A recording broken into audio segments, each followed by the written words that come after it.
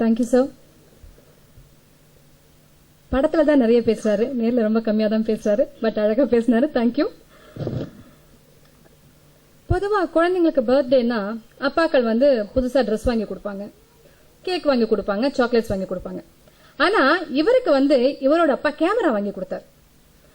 அந்த தலைமுறை கொடுத்தது இந்த தலைமுறை வரைக்கும் கட்டி காத்துக்கிட்டு இருக்கிற 5 முறை தேசிய விருதுகள் வாங்கின எங்களோட கேமரா கவிஞர் பாலு மகேந்திரா சார் அவர்களை பேச வருமாறு அழைக்கிறேன்.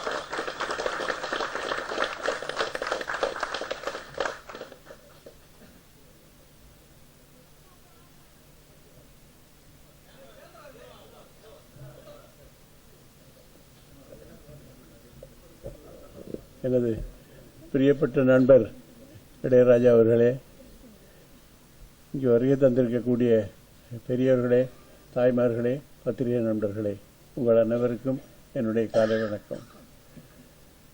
இந்த ஒரு ஊர்ல என்ற இந்த திரைப்பட விழாவின் இந்த ஆடியோ ரிலீஸ் இசை வெளியீட்டு விழா அவர்கள் சொன்ன பொழுது எனக்கு ஒரு ஆச்சரியம் காத்திருந்தது.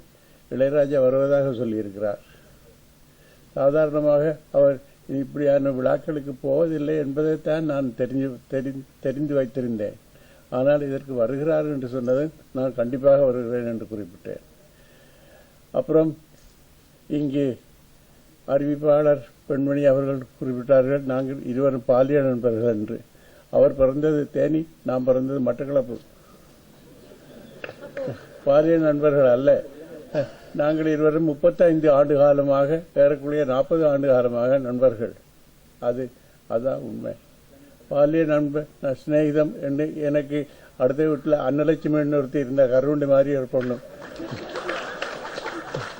அவள் தான் என்னுடைய பாலிய சிநேகிதி.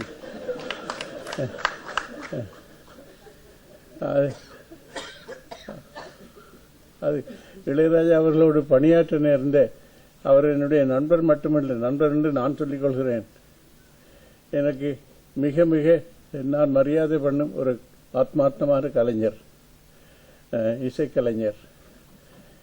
ஒவ்வொரு தடவையும் என்னுடைய படங்களுக்கு இன்னும் ஒரு பரிமாணத்தை தன்னுடைய இசையார் ஏற்படுத்தி கொடுத்தவர். அதற்காக அவருக்கு இந்த பகிரங்கமாக நன்றி சொல்லிக் கொள்வதில் மகிழ்கிறேன். இந்த வெள்ளிக்கிழமை வெளியாக இருக்கும் என்னுடைய படம் தலைமுறைகள். அந்த படத்திற்கும் எனது ராஜாதான் இசை.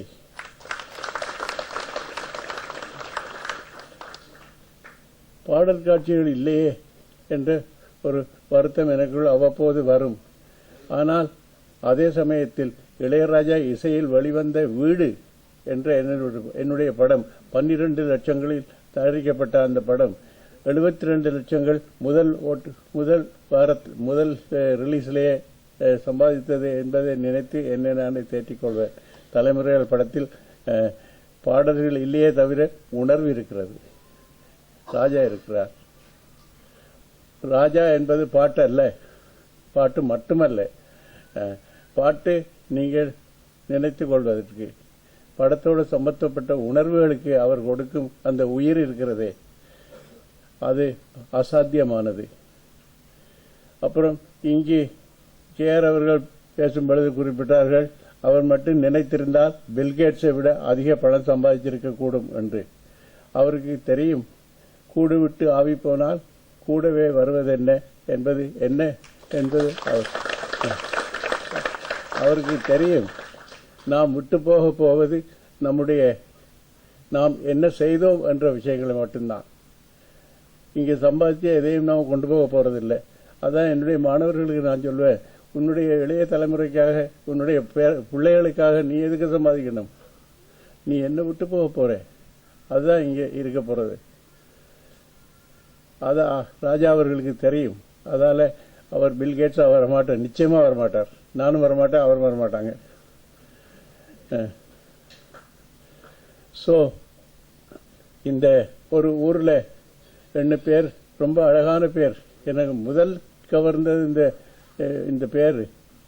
ஒரு ஊர்ல 2 பேர் கேட்டதுமே நான் ரொம்ப சிரித்து போயிட்டேன், ரொம்ப நெகிழ்ந்து போயிட்டேன். ஏன்னா எங்க தாத்தா மடியில கிடந்துக்கிட்டு ஒரு ஊரில் ஒரு பாட்டி இருந்தாலும் என்ன அந்த கதையை கேட்டது நேற்று மாதிரி இருக்கு. 70 வருஷம் ஓடி போயிடுச்சு. ஸோ இந்த இந்த இந்த படம் இந்த பேருக்கு ஏற்ப எளிமையான ஒரு படமாகவும் உணர்வு ரீதியான ஒரு படமாகவும் அர்த்தமுள்ள ஒரு படமாகவும் இருக்கும் என்று நான் நினைக்கிறேன். இந்த படத்தோடு சம்பந்தப்பட்ட அத்தனை பேருக்கும் இயக்குனர், தயாரிப்பாளர், தொழில்நுட்ப கலைஞர்கள், இது நடித்த நடிகர்கள், அனைத்து இது பணியாற்றிய தொழிலாளர்கள் எல்லோருக்குமே என்னுடைய வாழ்த்துக்கள் சொல்லி உங்களிடம் விடைபெற்றுக் கொள்கிறேன். நன்றி, வணக்கம்.